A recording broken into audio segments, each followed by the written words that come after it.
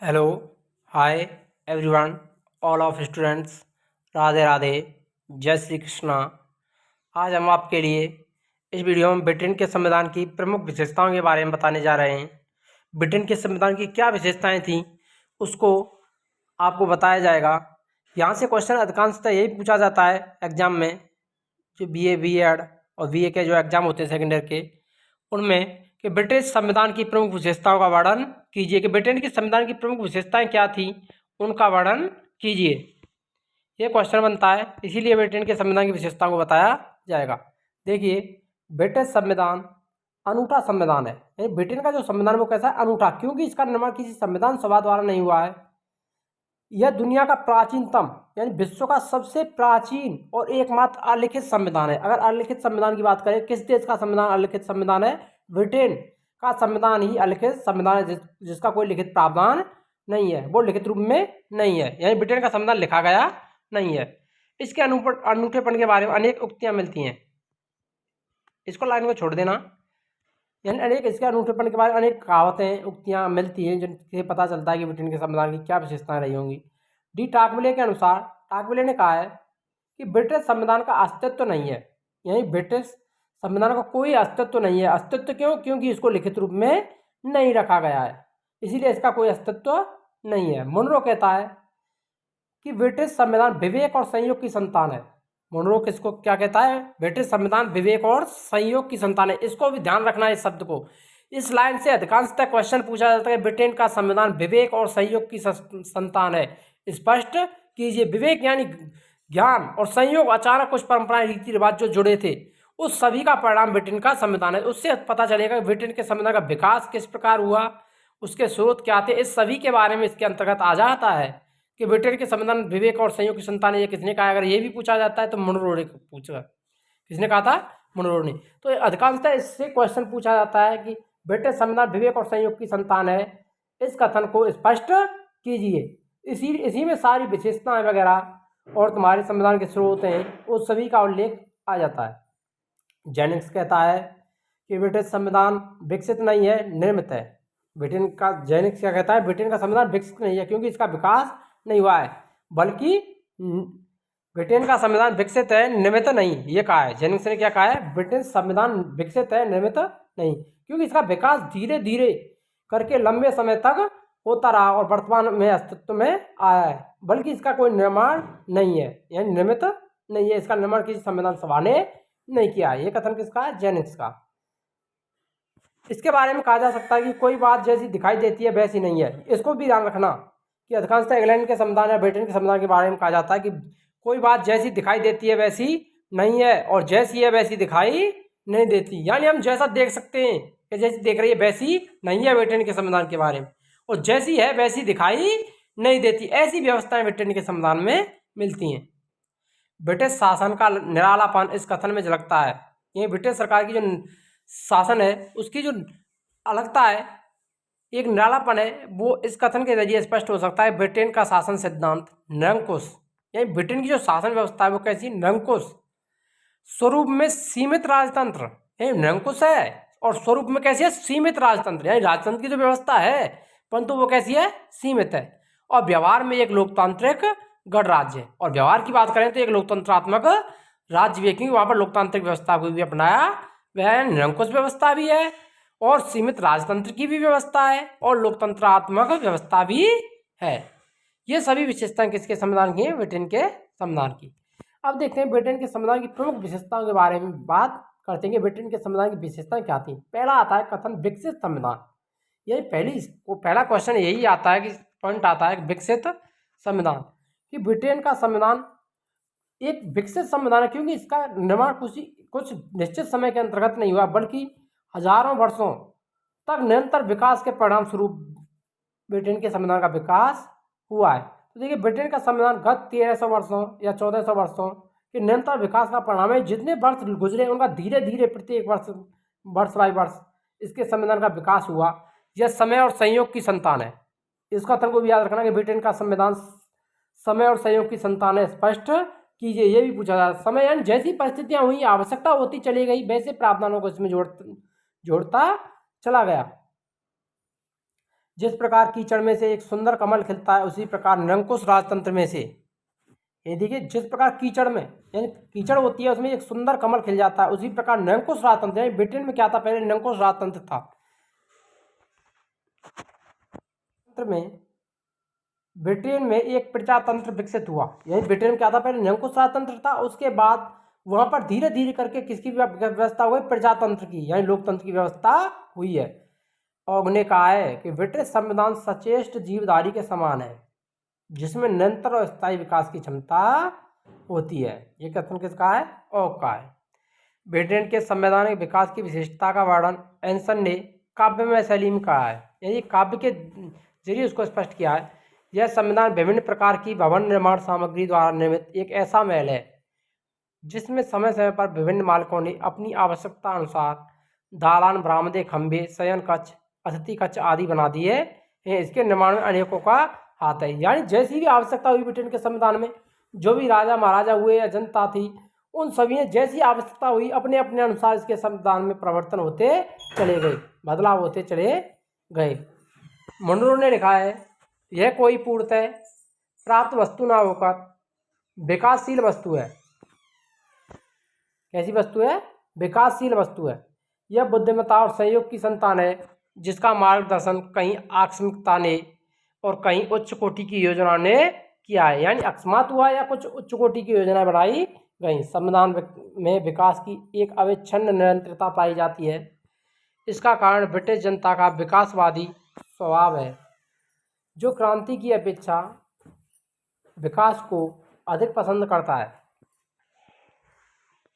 दूसरी विशेषता आती है इसकी अलिखित संविधान। दूसरी क्या विशेषता है, अलिखित संविधान, क्योंकि ब्रिटेन का जो संविधान है वो अलिखित है। कैसा है, अलिखित है, क्योंकि ब्रिटेन का संविधान लिखा हुआ नहीं है, क्योंकि इसका निर्माण किसी संविधान सभा ने नहीं किया है। ब्रिटेन के संविधान की कार्यविधि को रूढ़ियों ने बहुत अधिक प्रभावित किया है, इसीलिए बहुत से लोग ब्रिटिश संविधान को अलिखित ही मानते हैं, क्योंकि अधिकांशतः इन पर प्रभाव पड़ा, रीति रिवाज और परंपराओं का इस पर प्रभाव पड़ा, इसीलिए इसको अलिखित संविधान ही माना जाता है। यह अलिखित इस अर्थ में है भी है कि कभी भी यह संविधान सभा द्वारा नहीं बनाया गया, क्योंकि ब्रिटेन के संविधान का जो विकास हुआ वो किसी संविधान सभा द्वारा नहीं किया गया। इसके अनुच्छेद लिखे गए नहीं हैं, यानी इसमें जो भी अनुच्छेद हैं उनको लिखित रूप में नहीं रखा गया है। इसी कारण डी टाकविले ने कहा है, इंग्लैंड में संविधान जैसी कोई चीज़ नहीं, यानी यह कथन किसका है, टॉकविले का, कि इंग्लैंड में संविधान जैसी कोई चीज़ नहीं है। ध्यान में रखने योग्य बात यह है कि ब्रिटिश संविधान पूर्णतः नहीं बल्कि आंशिक लिखित है, यानी ब्रिटेन के संविधान की जो बातें की जाती हैं कि ब्रिटेन का संविधान लिखित नहीं है, तो इसके बारे में ये भी ध्यान रखना आवश्यक है कि ब्रिटेन का संविधान पूर्णतः नहीं, यह नहीं है कि पूर्णतः अलिखित हो, बल्कि अधिकांशतः अलिखित है, यानी अधिकांश जो भाग है इसका अलिखित रूप में मिलता है। कुछ इसके भाग जो लिखित रूप में मिलते हैं उनको देखते हैं, यानी 1215 का मैग्ना कार्टा अधिकार पत्र ये लिखित था। अधिकार याचना पत्र 1628 ये भी लिखित है। संसदीय अधिनियम जो भी पारित हुए, एक्ट जो पारित हुए वो 1911 आदि, ये सभी लिखित रूप में मिलते हैं। लेकिन संविधान का अधिकांश भाग अलिखित है, वह अवसमय और सामान्य विधि के रूप में पाया जाता है, यानी अवसमय परंपराओं और सामान्य कानून के रूप में उसको पाया जा सकता है। इंग्लैंड का संविधान अंशतः अलिखित और अंशतः लिखित है, परंतु लिखित भाग अपेक्षाकृत अधिक होने से इसी का कारण इसको अलिखित संविधान माना जाता है। कुछ भाग तो लिखा हुआ है, कुछ अलिखित है, परंतु अलिखित भाग इसका अधिक है, इसीलिए इसको अलिखित संविधान कहा जा सकता है। एकात्मक संविधान, यानी तीसरी जो विशेषता है वो एकात्मक संविधान। यानी एकात्मक संविधान कैसा होता है, जब कोई भी स्थिति उत्पन्न हो कि संपूर्ण जो शासन व्यवस्था है वो एक ही स्थान यानी एक ही केंद्र से संचालित होने लगे, शासन व्यवस्था एक ही स्थान से चलाई जाए, तो उसे कहते हैं एकात्मक संविधान। यानी कोई भी परिस्थिति हो तब उसमें एकता की जो भावना दिखाई देती है उसको कहते हैं एकात्मक संविधान। जैसे इंग्लैंड छोटे छोटे प्रांतों और राज्यों में बटा हुआ नहीं है, यानी इंग्लैंड में अनेक छोटे छोटे प्रांत और राज्य नहीं है जैसे हमारे भारत देश में है। इसमें शक्ति विभाजन के सिद्धांत का प्रयोग नहीं हुआ कि इसमें शक्तियों का विभाजन किया जाए। यहाँ पर शक्तियों का बंटवारा नहीं किया गया, क्योंकि वहाँ पर छोटे छोटे प्रांत और राज्य नहीं है। संपूर्ण एक ही देश है, इसीलिए वहाँ शक्ति विभाजन नहीं किया गया है। जैसे हमारे भारत में शक्ति का विभाजन कर दिया गया है, राज्य की और सरकार की शक्तियों को अलग अलग बांटा गया है। शासन व्यवस्था एकात्मक है, क्योंकि इंग्लैंड की जो शासन व्यवस्था है, ब्रिटेन की जो शासन व्यवस्था है वो कैसी है, एकात्मक शासन व्यवस्था। तो ब्रिटेन में कौन सी शासन व्यवस्था को अपनाया गया है, एकात्मक शासन व्यवस्था को अपनाया गया है। ये याद रखना कि ब्रिटेन की जो शासन व्यवस्था है उसमें कौन सी शासन व्यवस्था अपनाई गई है, एकात्मक, ना कि संघात्मक। संघात्मक शासन व्यवस्था में शक्तियों का विभाजन किया जाता है। शासन की सभी शक्तियां केवल एक ही राष्ट्र सरकार में लेते हैं, यानी संपूर्ण शक्तियों का प्रयोग जो राष्ट्र सरकार होती है, केंद्र सरकार होती है, उसके द्वारा किया जाता है। सारे देश का शासन एक ही स्थान या देश की राजधानी से होता है, यानी संपूर्ण देश का जो शासन व्यवस्था है वो एक ही स्थान से चलाई जाती है। सारे देश के लिए एक ही कार्यपालिका, एक व्यवस्थापिका और एक न्यायपालिका है। यानी एकात्मक शासन व्यवस्था में क्या होता है कि वहाँ एक व्यवस्थापिका, एक कार्यपालिका और एक न्यायपालिका होती है। वहाँ अलग अलग व्यवस्थापिका, कार्यपालिका और न्यायपालिका की व्यवस्था नहीं होती है। इंग्लैंड में संघात्मक राज्यों के समान दो प्रकार की सरकारें हैं। इंग्लैंड की सरकारें संघात्मक राज्य हैं, जो भी संघात्मक सरकार को अपनाने वाले राज्य हैं उनके समान सरकारों को दो भागों में बांटा गया है। दो प्रकार की सरकारें केंद्रीय और राज्य नहीं है। यानी जिस प्रकार संघात्मक व्यवस्था वाले राज्य होते हैं जिनमें केंद्र सरकार अलग होती है, राज्य सरकार अलग होती है, उस प्रकार की व्यवस्था इंग्लैंड में नहीं है। इंग्लैंड में राजनीतिक शक्तियों का इस दृष्टि से केंद्रीकरण है और केंद्रीय सरकारी शासन की समस्त शक्तियों का संचालन करती है। ये संपूर्ण शक्ति किसके साथ अपनाई जाती हैं, केंद्र सरकार के द्वारा चलाई जाती हैं। केंद्र सरकार ने प्रशासन को सुचारू रूप से चलाने के लिए कुछ शक्तियां स्थानीय सरकारों को भी दे दी हैं। ब्रिटेन की जो सरकार है उसने कुछ शक्ति, थोड़ी बहुत शक्तियां स्थानीय सरकारों को दे रखी हैं ताकि शासन, जो प्रशासन है, उसको सुचारू रूप से चलाया जा सके। केंद्रीय सरकार उनको अपनी इच्छा अनुसार वापस भी ले सकती है। केंद्रीय सरकार उनको अपनी इच्छा अनुसार वापस भी ले सकती है। लचीला संविधान।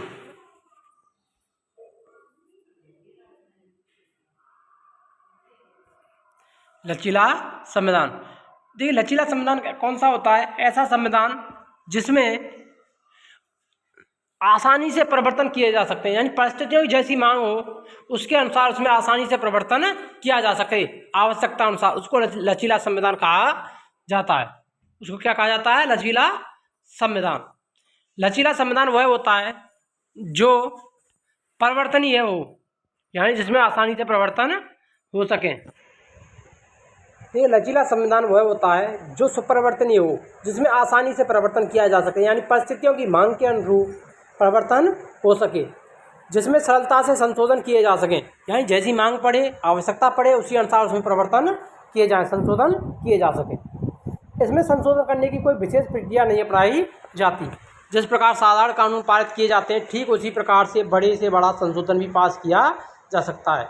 लचीला संविधान में छोटे से लेकर के बड़े से बड़ा संशोधन आसानी से पास किया जा सकता है, जबकि इसके विपरीत जिनमें संयुक्त राज्य अमेरिका, भारत आदि देश हैं जो संविधान न केवल लिखित हैं, वे कठोर और अपरिवर्तनीय भी हैं। क्योंकि ये संविधान, भारत और अमेरिका का जो संविधान है वो कैसा लिखित संविधान है। विश्व का सबसे पहला लिखित संविधान की बात की जाए तो वो अमेरिका का है, और सबसे बड़े लिखित संविधान की बात की जाती है तो वो कौन सा है, भारत। तो यहाँ के जो संविधान संशोधन की जो प्रक्रिया है वो आसानी से परिवर्तन नहीं हो सकता है, वो बहुत कठोर और अपरिवर्तनीय है, उनमें परिवर्तन भी नहीं हो सकते। कुछ ऐसे प्रावधान हैं उनमें आसानी से संशोधन नहीं किए जा सकते, संशोधन विशिष्ट प्रक्रिया द्वारा किए जाते हैं, यानी उनके लिए संशोधन करने के लिए एक विशेष प्रकार की प्रक्रियाएँ अपनाई जाती हैं। ब्रिटेन में साधारण कानून बनाने और संविधान में संशोधन करने की प्रक्रिया एक समान है। ब्रिटेन की जो ब्रिटेन है या इंग्लैंड है उसमें साधारण कानून बनाया जाए या संविधान में संशोधन किया जाए, उसको एक ही प्रकार से किया जा सकता है। केवल बहुमत के द्वारा संसद संविधान के किसी भी अंश में संशोधन कर सकती है। वहाँ पर सिर्फ केवल बहुमत की आवश्यकता पड़ती है ताकि उसमें संशोधन किया जा सके, संविधान में संशोधन कर सके। संशोधन करने के लिए कहने की आवश्यकता भी नहीं है कि संविधान संशोधित किया जा रहा है, यानी किसी को यह बताने की भी आवश्यकता नहीं पड़ती कि संविधान में बदलाव किए जा रहे हैं। CF स्ट्रॉन्ग के अनुसार ब्रिटिश संविधान की विशिष्ट शक्ति उसकी पुरातन यानी प्राचीनता में उतनी नहीं है जितनी कि उसकी नवीनता में है। नमनीयता में है, यानी पुरातनता में उतनी नहीं जितनी उसकी नमनीयता में है, जिसके बिना प्राचीन संविधान नाम में भी बहुत पहले उसी के अनुरूप ढाल सकता है।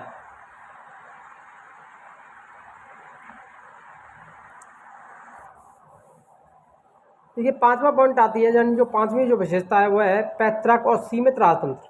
यही ब्रिटेन में जो राजतंत्र की व्यवस्था है वो कैसे है, पैतृक है यानी वंशानुगत है, परंतु सीमित राजतंत्र की व्यवस्था की गई है।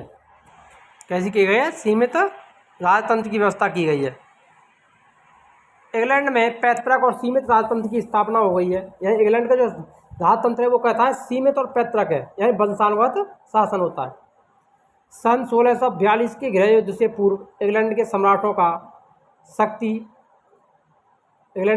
की शक्ति निरंकुश थी। यानी जब तक 1642 का गृह युद्ध नहीं हुआ था, इंग्लैंड के सम्राटों की जो शक्ति थी वो कैसी थी, निरंकुश थी, उसका कोई अंकुश नहीं था और वे सब क्षेत्रों में स्वेच्छाचारी आचरण करते थे। यानी किसी भी प्रकार का व्यवहार कर सकते थे, अपनी स्वेच्छा से कोई भी निर्णय ले सकते थे। 1688 की गौरवपूर्ण क्रांति, यानी इंग्लैंड की जो गौरवपूर्ण क्रांति है, गौरवपूर्ण क्रांति इंग्लैंड में कब हुई थी, 1688 में, इसको याद रखना। गौरवपूर्ण क्रांति 1688 के बाद सम्राट की शक्तियाँ सीमित हो गई। जैसे ही इंग्लैंड की जो गौरवपूर्ण क्रांति हुई थी 1688 में, सम्राट की शक्तियों को सीमित कर दिया गया। अब ब्रिटिश सम्राट की सारी शक्तियों का प्रयोग उसके मंत्री करते हैं। कौन करते हैं, मंत्री, यानी उसकी मंत्री परिषद होती है उसके द्वारा उसकी शक्तियों का प्रयोग किया जाता है वास्तविक रूप में। सम्राट के पास तो व्यवहार में 3 शक्तियाँ हैं। यही सम्राट के पास 3 शक्तियाँ छोड़ी गई हैं। सलाह देने की शक्ति, यानी वो मंत्री परिषद को सलाह दे सकता है, चेतावनी देने का अधिकार तथा प्रोत्साहित करने का अधिकार। तो सम्राट के पास अब वर्तमान में कितनी शक्तियाँ हैं, 3, सलाह देने का अधिकार, चेतावनी देने का अधिकार और प्रोत्साहित करने का अधिकार। धर्मनिरपेक्ष संविधान, 6वीं विशेषता आती है धर्मनिरपेक्ष संविधान नहीं, यानी इंग्लैंड का जो संविधान है वो धर्मनिरपेक्ष नहीं है कि उसमें किसी भी धर्म के साथ कोई भेदभाव नहीं, वो ऐसा वहाँ पर नहीं है। वहाँ सिर्फ एक ही धर्म को अपनाया गया है। धर्मनिरपेक्ष संविधान नहीं, ब्रिटेन का संविधान धर्मनिरपेक्ष संविधान नहीं है। यह ठीक है कि ब्रिटेन में सभी नागरिकों को धार्मिक स्वतंत्रता है, यानी प्रत्येक नागरिक को धार्मिक स्वतंत्रता प्रदान तो की गई है। किसी भी धर्म का व्यक्तिगत प्रधानमंत्री तक बन सकता है, यानी कोई भी धर्म हो वो प्रधानमंत्री भी बन सकता है, लेकिन साथ ही ब्रिटेन में यह आवश्यक है कि उसका राजा और रानी प्रोटेस्टेंट ईसाई हों। यानी राजा और रानी या सम्राट के लिए एक मुख्य बात की गई है कि एक विशेष ही धर्म यानी प्रोटेस्टेंट ईसाई धर्म से ही होने चाहिए। उसका जो सम्राट और साम्राज्ञी होते हैं वो एक ही धर्म के होने चाहिए। तो इसीलिए वहाँ की जो व्यवस्था है वो धर्मनिरपेक्ष नहीं है, क्योंकि उसका जो शासक होता है वो कौन होता है, एक ही धर्म प्रोटेस्टेंट ईसाई होना चाहिए, वही व्यक्ति वहाँ का सम्राट या राजा बन सकता है। अगला आता है संसदीय शासन प्रणाली। संसदीय शासन प्रणाली या संसदीय शासन व्यवस्था, संसदात्मक जो शासन व्यवस्था है भारतीय संविधान में भी ब्रिटेन के संविधान से ग्रहण की गई है। तो संसदीय शासन प्रणाली के बारे में बताएंगे। देखिए ब्रिटिश संविधान की एक विशेषता यह है कि वहाँ संसदीय सरकार है, यानी वहाँ की जो सरकार है उसका निर्माण कैसे हुआ है, संसद द्वारा हुआ है। अर्थात संसद में जिस दल का बहुमत होता है, यानी संसद में बहुमत प्राप्त दल होता है, उसी दल की सरकार बनती है। यानी जिस दल का बहुमत होगा उसी दल की सरकार बनाई जाएगी। वह तब तक कार्य करती रहती है जब तक संसद का उस पर विश्वास रहता है, यानी जब तक संसद का विश्वास बात बनी रहती है वो सरकार, तब तक वो अपना कार्य कर सकती है। और संसद का विश्वास खो देने पर उसे त्यागपत्र देना पड़ता है। जैसे ही हमारे भारत में भी यही व्यवस्था है कि बहुमत जब तक लोकसभा में बहुमत प्राप्त होता है सरकार को, तब तक वो उसमें कार्य करती रहती है और बहुमत खोने के बाद उसको इस्तीफा देना पड़ता है। तो यही प्रणाली सेम टू सेम प्रणाली भारतीय संविधान में अपनाई गई है। वास्तव में संसदात्मक प्रणाली का जन्म इंग्लैंड में हुआ, यानी संसदात्मक जो शासन प्रणाली है, संसदात्मक जो व्यवस्था है उसका विकास और जन्म कहाँ हुआ था, इंग्लैंड। तो इसका जनक किसे कहा जाता है, संसदात्मक शासन प्रणाली का, इंग्लैंड या ब्रिटेन को कहा जाता है।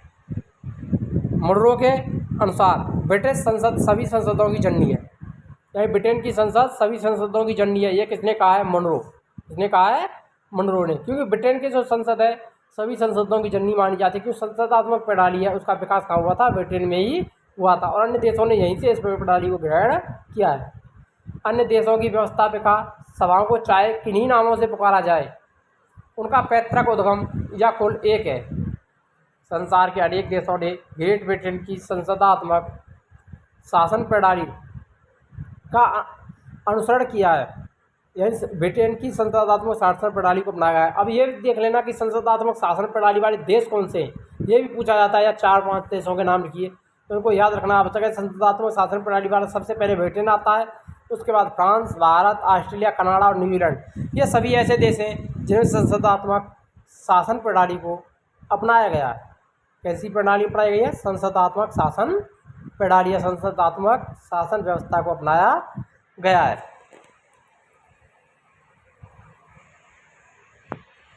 अगली विशेषता आती है 8वीं जो विशेषता है संसद की सर्वोच्चता, यानी संसद की सर्वोच्चता। यानी कौन सर्वोच्च है? संसद, क्योंकि संसद के द्वारा जो पारित कानून है वही अधिकांशतः लागू होते हैं। नहीं, संसद को सर्वोच्चता प्रदान की गई है, क्योंकि इंग्लैंड का संविधान तो नहीं है, जबकि भारत में संसद को सर्वोच्चता प्रदान की गई है। कौन है भारत में सर्वोच्च? संसद, वो संविधान। और इंग्लैंड में या ब्रिटेन में सर्वोच्चता किसकी होती है? संसद की। इंग्लैंड में सर्वोच्च सत्ता का भाग संसद में है, यानी सर्वोच्च जो शक्ति है वो किसके पास होती है? संसद के पास में होती है।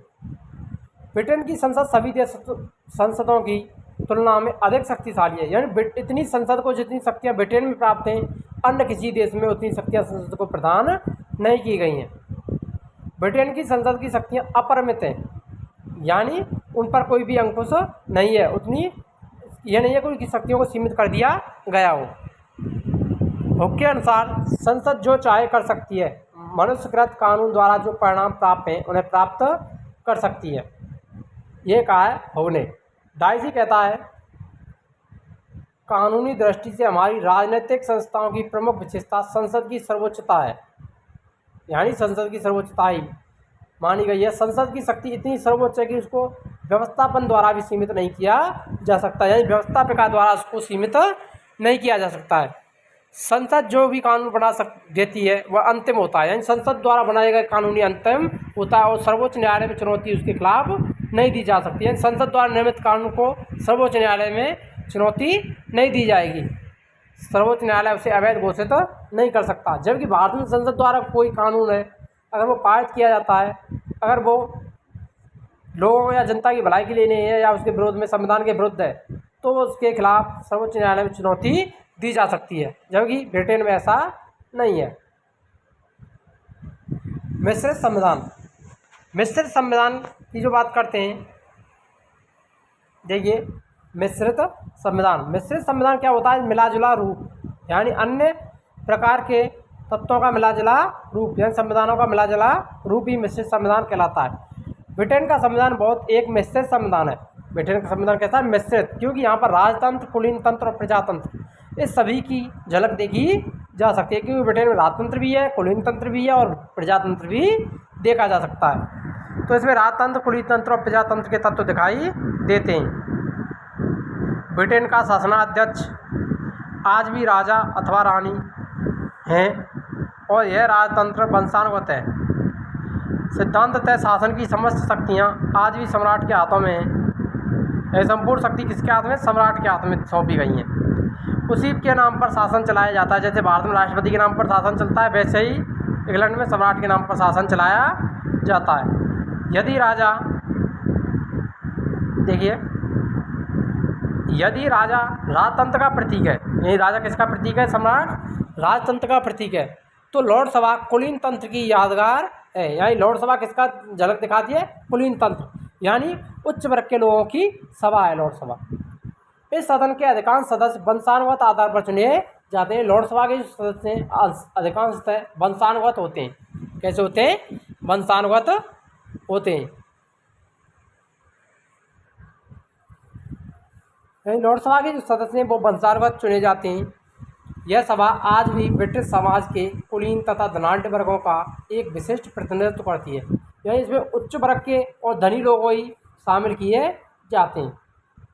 लेकिन वास्तविक शक्ति ना तो राजा के पास है और ना ही लॉर्ड सभा के पास, क्योंकि दोनों के पास को वास्तविक शक्तियाँ प्रदान नहीं की गई हैं।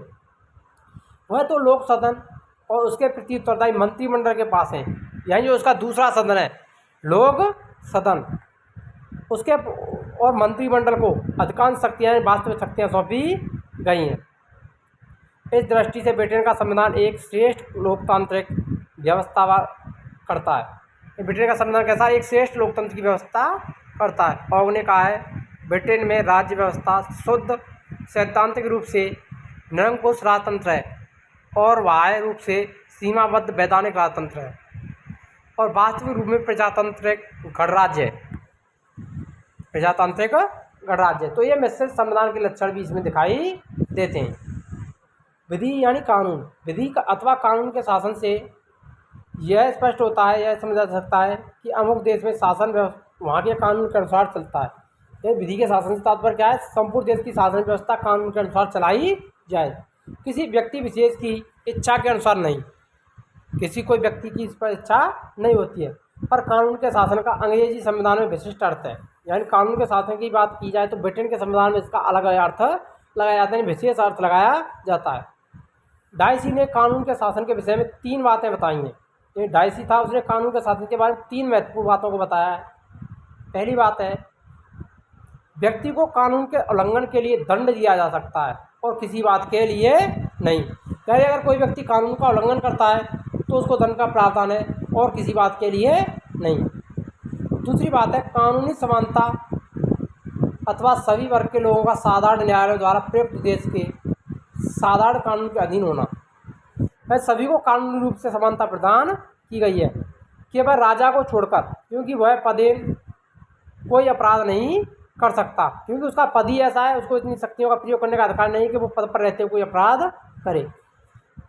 अगला आता है तीसरा, लोगों के अधिकार व उनकी स्वतंत्रता के रूप का निरूपण स्वयं और न्यायिक निर्णयों द्वारा होता है, जो कानून के शासन व संविधान के अभिन्न अंग बन गए हैं। यह तृतीय है, लोगों के अधिकार और स्वतंत्रता के रूप में निरूपण किया जा सकता है जो न्यायिक निर्णयों द्वारा, यानी न्यायालय के जो निर्णय उनके द्वारा कानून के शासन का और संविधान का अभिन्न अंग बना दिए गए हैं। तो यह आता है विधि के शासन के अंतर्गत। आगे देखते हैं विधि के शासन में। किंतु आजकल कानून के शासन का हाथ से हो रहा है, यानी कानून का जो शासन है उसमें धीरे धीरे कमी आ रही है। प्रशासनिक कानून और प्रदत्त व्यवस्था के फलस्वरूप कानून शासन पूर्णतः मृत हो चुका है। प्रशासनिक जो कानून बनाए जा रहे हैं और प्रदत्त जो शासन व्यवस्था है उसके कारण कानून के शासन की जो व्यवस्था है वो लगभग समाप्त सी होती जा रही है। अगली जो विशेषता आती है वो आती है सिद्धांत और व्यवहार में अंतर। सिद्धांत और व्यवहार में अंतर, क्योंकि ब्रिटेन का जो संविधान है वो सिद्धांत और व्यवहार में अलग ही रूप रखता है, क्योंकि उसका सिद्धांत और व्यवहार अलग प्रकार का है। मोनरो कहता है कि ब्रिटिश संविधान की यह अद्भुत विशेषता है, यह जैसा दिखाई देता है वैसा नहीं और जैसा है वैसा दिखाई नहीं देता। और जिंक ने कहा है सभी शासनों में सिद्धांत और व्यवहार में पर्याप्त अंतर पाया जाता है, परंतु जिस प्रकार यह अंतर ब्रिटिश शासन व्यवस्था का बना हुआ है वैसा अन्य कहीं नहीं है। यानी ब्रिटेन के संविधान शासन और व्यवहार में पर्याप्त अंतर होते हैं। ब्रिटेन के संविधान के सिद्धांत और व्यवहार का यह अंतर किसी एक क्षेत्र में नहीं, यानी कि ब्रिटेन के संविधान के सिद्धांत और व्यवहार में जो अंतर पाया जाता है वो कोई एक क्षेत्र में नहीं बल्कि कई क्षेत्रों में दिखाई दे सकता है। जैसे ब्रिटेन में निरंकुश राजतंत्र है, यानी ब्रिटेन में कैसा राजतंत्र बनाएगा, निरंकुश राजतंत्र। शासन का संपूर्ण कार्य राजा के नाम से और राजा की मोहर लगाने पर ही होता है। यही संपूर्ण जो शासन कार्य है वो राजा के नाम पर होगा और राजा की मोहर लगने पर ही होता है। अगर व्यवहार की बात की जाए तो राजा एक शानदार कठपुतली के अतिरिक्त कुछ नहीं है, क्योंकि व्यवहार में राजा को वास्तविक शक्तियाँ प्राप्त नहीं है, केवल नाम मात्र की शक्तियाँ उसको सौंपी गई हैं। वो अपना कोई अलग से स्वतंत्र रूप से फैसले नहीं ले सकता है। बेजॉर्ट कहता है यदि संसद के दोनों सदन उसके मृत्यु आदेश को पारित कर उसके पास भेज दें तो उस पर भी उसे हस्ताक्षर करने पड़ेंगे। अगर कोई भी संसद के द्वारा जो दोनों सदन अगर उसकी मृत्यु यानी राष्ट्रपति को मारने का आदेश भी देते हैं तो राष्ट्रपति को उस पर हस्ताक्षर करने पड़ते हैं। सम्राट जो होता है ब्रिटेन में उसको उस पर हस्ताक्षर करने पड़ते हैं। उन्होंने कहा है कि राजा निरंकुश शक्ति का केवल प्रतीक बना हुआ है, क्योंकि निरंकुश शक्ति का केवल प्रतीक है, यद्यपि शक्ति का सार उसको प्राप्त नहीं है, क्योंकि उसके पास वास्तविक शक्तियाँ नहीं है। वास्तविक शक्तियों का प्रयोग लोक सदन और मंत्रिमंडल द्वारा किया जाता है।